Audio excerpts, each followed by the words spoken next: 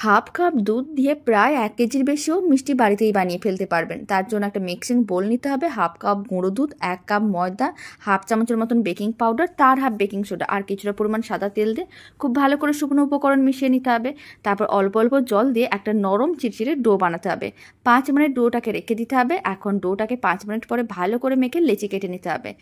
একটা লেচি নিতে হবে, গোল করে প্রেস করে একটু চ্যাপটা করতে হবে আর একটু লম্বা শেপ দিতে হবে। সমস্ত মিষ্টিগুলোকে একইভাবে রেডি করে নিচ্ছি। সমস্ত মিষ্টিগুলো রেডি করা হয়ে গেছে। এবার মিষ্টিগুলোকে ভেজে নিতে হবে। তার জন্য তেল গরম করে নিয়েছিলাম, ফ্লেমটা মিডিয়াম টু লোতে আছে। সমস্ত মিষ্টিগুলোকে গরম তেলের মধ্যে দিয়ে দিতে হবে আর এইভাবে টাইম নিয়ে মিষ্টিগুলোকে লাল লাল করে ভেজে নিতে হবে।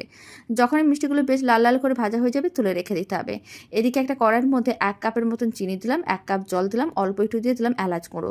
খুব ভালো করে মিশিয়ে চিনি শিরাটাকে ভালো করে 3-4 মিনিট ফুটিয়ে নিতে হবে। যখনই চিনি শিরাটার মধ্যে চিটচিটে ভাব চলে আসবে সমস্ত ভেজে রাখা মিষ্টিগুলো দিয়ে দিতে হবে।